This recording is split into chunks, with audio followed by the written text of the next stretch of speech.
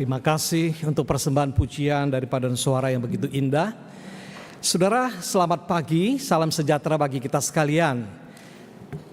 Saya ingin juga menyampaikan salam hangat dari jemaat Mimbar GKI Semarang, sekaligus mengucapkan banyak terima kasih kepada saudara atas dukungan, perhatian dan doanya, sehingga pemeliharaan Tuhan boleh nyata di dalam pelayanan di Semarang. Sekiranya Bapak Ibu Saudara ada kesempatan berlibur atau sekedar jalan-jalan ke Semarang, silakan mampir, karena di Semarang sudah ada GKY yang merupakan milik saudara sekalian, milik GKY Pluit, miliknya Tuhan Yesus. Jadi silakan mampir, kita welcome sekali. Bapak Ibu, saya senang sekali hari ini mendapat kesempatan yang begitu berharga. Terima kasih kepada Gembala Musa Erwin dan majelis. Dan saya terharu setiap kali saya datang ke tempat ini. Tadi sebelum saya naik ke sini, saya sempat memperhatikan banner-banner yang ada di kiri kanan. Dan saya kemudian memperhatikan ada di bawahnya angka 50. Lalu kemudian saya tersadar bahwa ternyata Tuhan itu begitu setia, sudah menyertai, menopang jemaatnya di tempat ini selama 50 tahun. Ada begitu banyak pasti hal-hal indah yang Tuhan sudah kerjakan lewat gerejanya, lewat saudara sekalian. Dan setiap kali saya menyadari hal ini, saya mengucap syukur kepada Tuhan. Dan saya juga bersyukur atas Bapak Ibu yang waktu pertama saya kenal GKI Pluit, masih umur sekitar 20-an waktu itu. Jadi sudah lama sekali, namun masih boleh tetap setia dalam mengikut Tuhan. Sungguh sebuah contoh teladan yang sangat indah, karena saya tahu ada banyak yang memang melayani dengan penuh kesungguhan hati, kesetiaan, sehingga hari ini Pluit bisa ada seperti ini karena segala jerih lelah, pelayanan, kesungguhan saudara dalam berkat anugerah Tuhan tentunya. Ya, sekali lagi salam hormat dari saya. Saya berharap semoga hari ini ketika kita datang bersama-sama beribadah saudara, kita juga bisa seperti pemazmur yang mengatakan, aku bersuka cita ketika dikatakan orang kepadaku, mari kita ke rumah Tuhan. Dan doa saya semoga semua kita yang datang pagi ini sungguh boleh menikmati perjumpaan pribadi dengan Tuhan, menikmati yang dimakan dengan Sabat, the moment of rest and worship itu. Baik saudara, kita akan sama-sama merenungkan firman Tuhan. Sekali kita minta penyertaan dan pertolongannya, mari kita berdoa ya. Tuhan yang penuh kasih dan rahmat, kami bersyukur dan memuji-Mu atas apa yang Tuhan sudah kerjakan di dalam kehidupan setiap pribadi, dalam bahkan kehidupan jemaat-Mu di tempat ini. Hari ini kami boleh datang bersama-sama untuk beribadah. Kami tahu karena berkat Tuhan, anugerah-Mu. Kalau bukan karena kemurahan-Mu, kami tidak layak ada di sini Tuhan. Tapi karena pengampunan-Mu, karena kasih karunia-Mu, kami ada sebagaimana kami ada. Kami bersyukur hari ini kami mau memuji Engkau ya Tuhan. Kami mau mengalami kehadiran-Mu yang menyapa setiap kami masing-masing.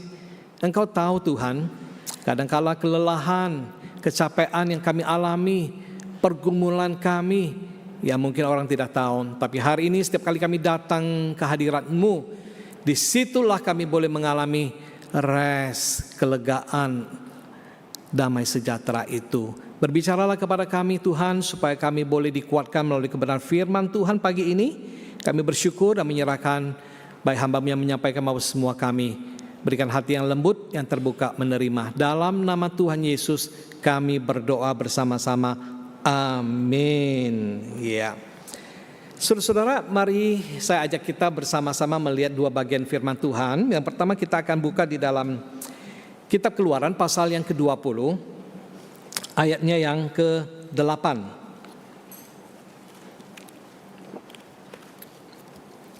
Keluaran 28 kita baca, ya, 1, 2, 3. ingatlah dan kuduskanlah hari Sabat. Pendek sekali saudara ya. Nanti kita akan baca kelanjutannya. Dan kemudian yang bagian kedua, mari kita lihat Matius 12 ayat 8. Kita baca bersama lagi, 3, 2, 1. Karena anak manusia adalah Tuhan atas hari Sabat. Nah saudara sekalian, bicara mengenai hari Sabat, ada sebagian orang yang melihatnya secara literal bahwa hari Sabat itu adalah hari ke-7 yang berarti adalah hari Sabtu. Nah sekarang pertanyaan, mengapa kita beribadah kepada Tuhan pada hari Minggu yang sesungguhnya merupakan hari pertama? Kenapa ini terjadi saudara sekalian? Nanti kita akan lihat bersama-sama. Tetapi sebelum mari kita coba untuk memahami lebih dulu apa sih sebenarnya Sabat itu saudara. Ya, apa yang dimaksudkan dengan Sabat? Sabat saudara sebenarnya berarti adalah istirahat, perhentian dari pekerjaan. Kalau kita lihat dalam konteks perjanjian lama, itu umat Israel setelah mereka bekerja selama 6 hari, dari hari pertama, kedua, ketiga sampai hari ke-6, lalu kemudian mereka istirahat, berhenti bekerja di hari yang ke-7. Jadi pada hari ke-7 mereka tidak boleh bekerja sama sekali. Bukan hanya bekerja untuk mencari nafkah, tapi bekerja apapun yang dianggap sebagai bekerja tidak boleh. Bahkan kalau biasanya ibu-ibu masak gitu ya, siapin makanan buat keluarga, maka di hari Sabat ibu-ibu tidak masak. Itu sudah dilakukan pada hari sebelumnya, itu hari ke-6 mungkin. Demikian juga saudara, di hari Sabat itu mereka tidak boleh bepergian jauh. Itu ada batasannya, kira-kira 1 sampai 1,5 kilometer maksimal saudara. Jadi saya teringat kalau saya tinggalnya sekarang di Semarang, kalau pagi-pagi saya jalan pagi mengelilingi danau, itu nggak boleh berarti. Karena apa? Satu putaran itu sudah 1,5 kilometer saudara sekalian. Jadi mereka sangat ketat sekali. Bukan hanya itu saudara sekalian, mereka juga ya, saya pernah satu kali pengalaman ketika di Israel, melihat menyaksikan pas hari Sabat itu lift itu saudara, setiap lantai ya itu liftnya terbuka, kemudian tutup lagi. Loh, kenapa kok demikian? Padahal karena nggak ada orangnya. Karena itu disetel secara otomatis saudara sekalian. Sebab apa? Sebab orang Yahudi di hari Sabat tidak boleh memencet tombol lift saudara sekalian, karena itu dianggap bekerja. Nah saudara bisa perhatikan di perkembangannya itu tafsirannya sampai sedemikian rupa, sampai sedemikian ketat. Jadi sebenarnya Sabat itu untuk apa? Apakah untuk manusia atau manusia untuk hari Sabat saudara sekalian? Nah memang betul saudara bahwa hari Sabat itu adalah hari perhentian, tidak bekerja. Tetapi saudara sekalian, ya, dalam pemahaman kita, saudara, ya, bahwa Sabat itu memiliki pengertian yang lebih daripada sekedar tidak bekerja, tidak sekedar beristirahat, tapi sebenarnya makna rohani itu lebih penting, saudara, yaitu apa? Bahwa kita beristirahat dari kelelahan kita atas pergumulan akan dosa, saudara. Jadi kita itu menikmati bagaimana kita telah dibebaskan dari perbudakan dosa yang kita dapatkan di dalam Yesus Kristus, saudara sekalian. Itu sebab saudara kalau kita perhatikan dalam Injil Matius pasal 11 ayat 28, Yesus berkata, marilah kepadaku semua yang letih, lesu dan berbeban berat, aku memberikan kelegaan kepadamu. I will give you rest. Ini adalah sebuah janji Tuhan yang memberikan kelegaan berkaitan dengan Sabat, istirahat, rest yang kita dapatkan itu saudara. Nah saudara, sebenarnya Sabat itu juga memiliki pengertian atau dimensi eskatologisnya saudara, ya, yaitu apa? Perhentian yang akan kita alami secara full nanti, bukan di sini tapi nanti, yaitu pada waktu kapan? Kedatangan Tuhan kali yang kedua, atau pada waktu mungkin kita yang duluan dipanggil pulang ke rumah Bapa. Disitulah kita mengalami Sabat yang full saudara sekalian. Maka dalam Wahyu pasal 4 ayat 13 dikatakan, berbahagialah orang-orang mati yang mati dalam Tuhan sejak sekarang ini. Sungguh kata Roh, supaya dikatakan mereka boleh beristirahat dari jerih lelah mereka, karena segala perbuatan mereka menyertai mereka. Itulah maksudnya daripada Sabat saudara, ya.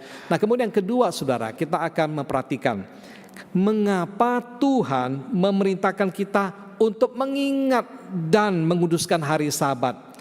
Ada dua alasan saudara ya. Yang pertama adalah bahwa Tuhan itu adalah Tuhan pencipta. Tuhan sendiri yang menguduskan hari Sabat. Seperti yang tadi kita baca dalam Keluaran pasal 28, kalau kita lanjutkan di ayat yang ke-11 dikatakan begini, sebab 6 hari lamanya Tuhan menjadikan langit dan bumi dan segala isinya, dan ia berhenti pada hari yang ke-7.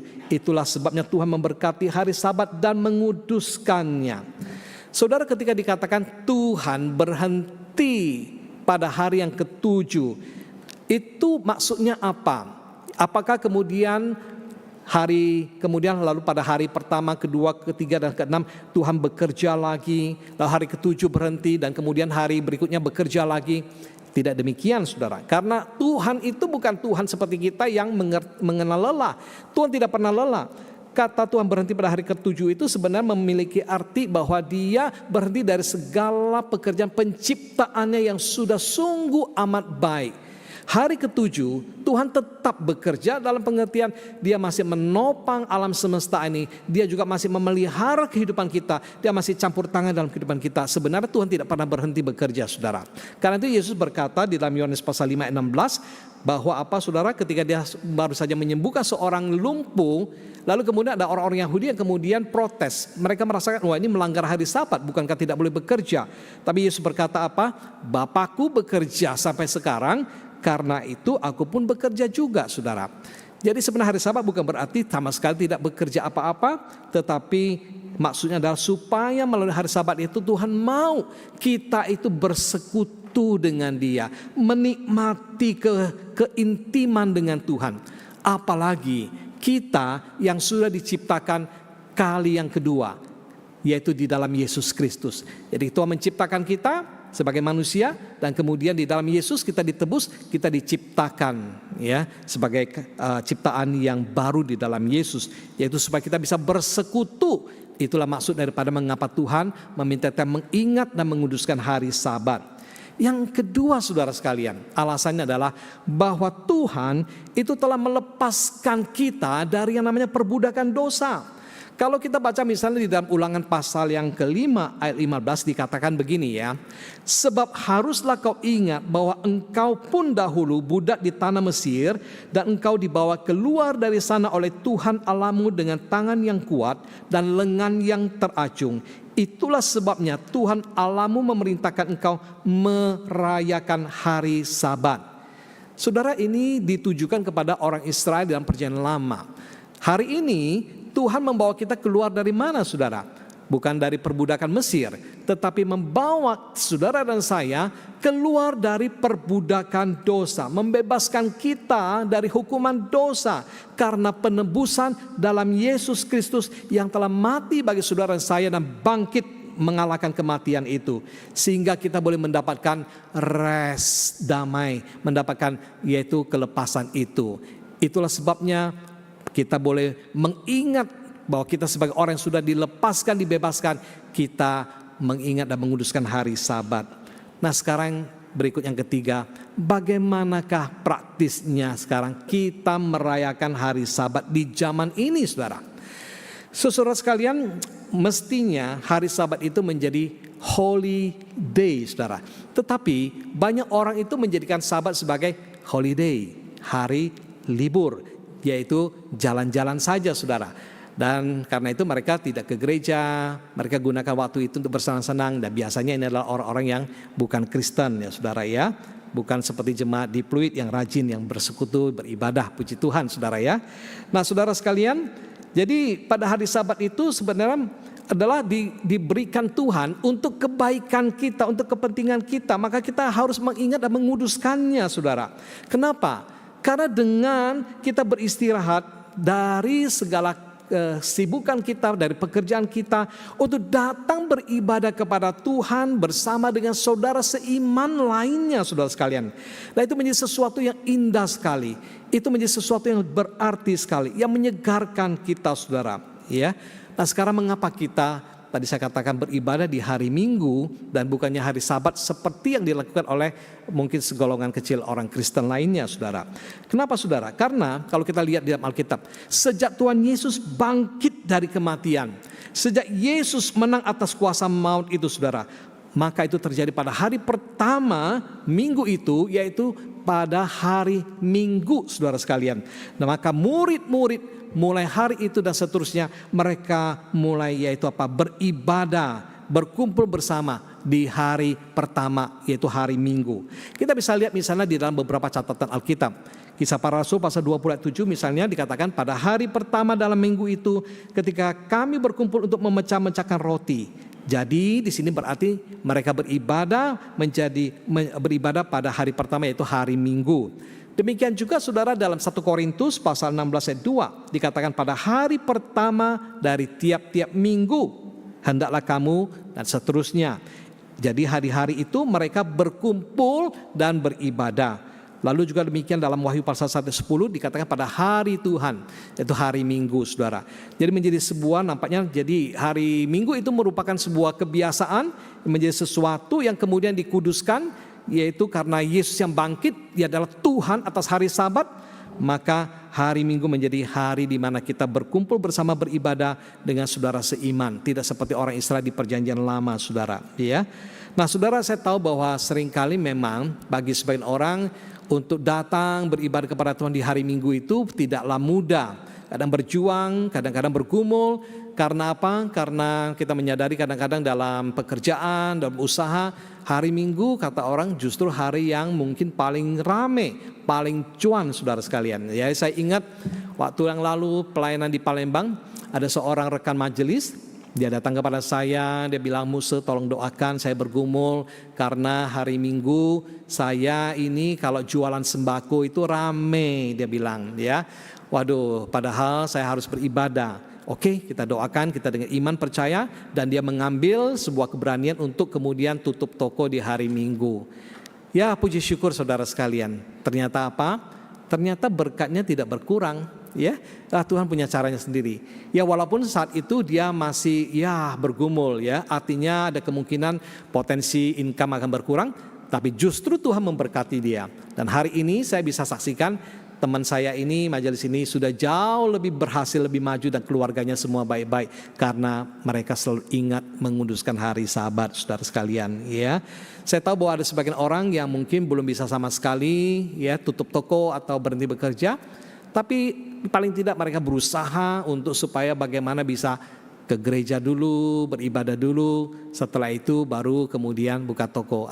Saya tahu jemaat saya juga ada yang demikian di Semarang, tetapi it's okay, kadang-kadang butuh waktu, butuh proses, butuh iman, tapi Tuhan akan kuatkan, Tuhan akan topang, ya. Jangan sama sekali meninggalkan ibadah, ya. Nah, saudara, itu sesuatu yang indah. Nah, saudara, ibadah pada hari Minggu adalah satu waktu yang baik. Ini adalah suatu kesempatan kita bisa berkumpul, bersekutu bersama-sama dengan saudara seiman. Tetapi saudara, ternyata setelah Yesus bangkit dari kematian ini tidak mutlak, saudara, ya. Kalau kita baca misalnya dalam Ibrani pasal 4:9, itu di situ juga menyinggung tentang suatu hari perhentian, hari ke-7 bagi umat Allah. Ini bukanlah Sabat yang literal orang Israel alami ketika mereka memasuki tanah perjanjian, tapi merujuk pada Sabat rohani, bahwa kita ini yang percaya pada Yesus akan menikmati perhentian itu, istirahat yang kekal satu hari bersama dengan Tuhan, lepas dari segala cengkeraman dosa. Nah, saudara, dalam kehidupan kita juga sehari-hari, kita juga tidak mesti harus menunggu perhentian itu, ya, di kehidupan yang akan datang nanti, tapi sekarang ini, di saat ini juga dalam kehidupan sehari-hari kita juga bisa menikmatinya, ya. Seperti sebuah lagu mengatakan, hari ini harinya Tuhan, harinya Tuhan. Itu artinya hari ini, hari Senin, hari Selasa, Rabu, Kamis, Jumat, Sabtu, Minggu, semua hari itu bisa menjadi harinya Tuhan kalau kita menguduskannya, saudara. Jadi bukan cuma hari Minggu, ya, kita pakai untuk beribadah kepada Tuhan. Mestinya kita memahami lebih daripada itu, bahwa setiap hari mesti dipakai sebagai hari kita menyembah Tuhan, melayani Tuhan, beribadah kepada Tuhan. Walaupun tidak dalam bentuk formal bersama dengan saudara seiman seperti di gereja, tetapi kita menyembah Tuhan, kita memuji Tuhan dan beribadah. Seperti dikatakan dalam Kolose pasal 3:23, bahwa apapun yang kamu perbuat, ya, perbuatlah dengan segenap hatimu seperti untuk Tuhan dan bukan untuk manusia. Jadi prinsipnya saudara sekalian, bahwa kita ini sebenarnya beribadah kepada Tuhan bukan hanya pada waktu nanti menunggu hari Minggu, tapi setiap hari itu adalah kesempatan kita bisa beribadah kepada Tuhan dengan cara kita melakukan apa saja untuk kemuliaan Tuhan. Kalau kita melakukan segala sesuatu ingat Tuhan, untuk kemuliaan Tuhan, untuk menghormati Tuhan, maka saudara kita tidak akan berani sembarangan. Kita bisnis dengan jujur, kita bisnis dengan baik, kita bekerja dengan penuh tanggung jawab, dan itu semua kita lakukan sebagai ungkapan pengabdian pelayanan kita kepada Tuhan, saudara. Ya. Nah, saudara, memang ada orang yang menganggap bahwa ibadah itu khusus spesial di hari Sabtu atau hari Minggu. Tapi sebenarnya kalau kita baca di dalam Roma pasal 14 ayat yang kelima, Rasul Paulus menyinggung demikian. Ada orang yang menganggap ada hari tertentu lebih penting daripada hari yang lain. Ada yang menganggap semuanya sama. Dua-duanya boleh, saudara. Yang penting semua itu dipakai untuk Tuhan, saudara. Ya.